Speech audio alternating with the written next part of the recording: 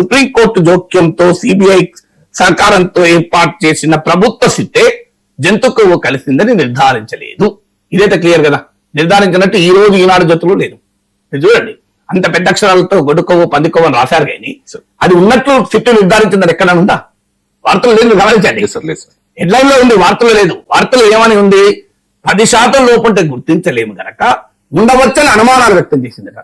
అసలు ఇలాంటి వాటిలో అనుమానాలు వ్యక్తం చేస్తారా? అది అర్థం ఉంది. ఉంటే ఇప్పుడు ఈ నీటి బాటిల్లో విషము కలిసి ఉండవచ్చని అనుమానాలు వ్యక్తం చేస్తారు. అట్లా సాధ్యమా? ఉంటే విషయం కలిసిందే లేదు, అనుమానాలు వ్యక్తం చేస్తారంటే రీసెర్చ్ ఇన్స్టిట్యూట్ అనుమానాలు వ్యక్తం చేస్తారా?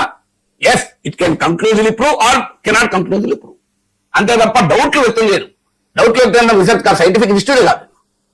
అంత జరిగిందా జరగలేదా చెప్తుంది. ఇంకా అన్యాయంగా తిరుమల లడ్డు మీద అపవాదం మోపుతున్నారు. తిరుమల లడ్డులో జంతు కొవ్వు కలవలేదని సైంటిఫిక్ రీసెర్చ్ ఇన్స్టిట్యూట్ చెప్తే ఆ చెప్పిన ఇన్స్టిట్యూట్ కు తెలియలేదు. మేము చూసినాం అందులో పంది కొవ్వు గొడ్డు కొవ్వు అని వీళ్ళు మాట్లాడుతున్నారు.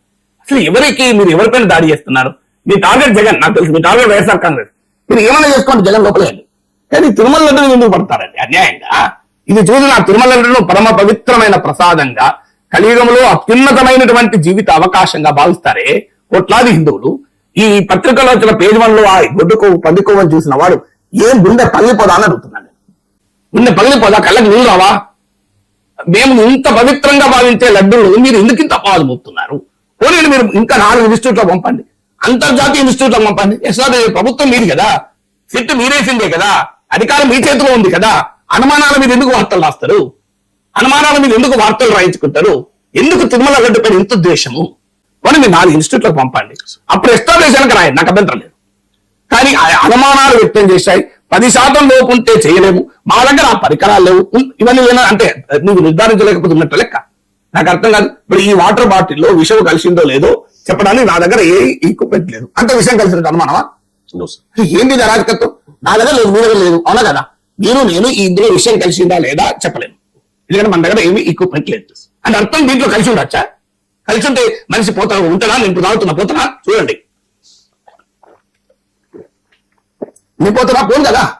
మన నాకు లేదు, నా పరికరాలు ఎవరికి ఉండొచ్చు అనుమానం. ఇదేం వార్త, ఇదేం జరుగుతుంది? నాకు అర్థం కాదు. మీరు చంద్రబాబు నాయుడు పొరపాటున ఏ ఆధారం లేకుండా మాట్లాడాడు. దానికి హుందాగా ఏముంటుందంటే అది విత్డ్రా చేసుకుని కల్తీ అయితే జరిగింది, దీనికి జగన్ సమాధానం చెప్పాలని అడగాలి. అది వదిలేసి ఇప్పుడు జగన్ వదిలేసారు, తిరుమల లడ్డు మీద పడ్డారు. విచిత్రం ఏంటంటే తిరుమల లడ్డులో గొడ్డు కొవ్వు పంది కొవ్వు కలిసిందని ఎట్లా ఎస్టాబ్లిష్ చేయాలి? ఎందుకు ఆ క్రేజీ నాకు అర్థం కాదు. తిరుమల లడ్డును అపవిత్రం చేయడం పైన క్రేజీ ఏంటి నాకు అర్థమే కాదు. కారణం ఏంటి? పొలిటికల్ గా తాము చేసిన మిస్టేక్ వల్ల ఇవాళ తిరుమల లడ్డు ప్రతిష్టను తాకట్టు పెడతారు.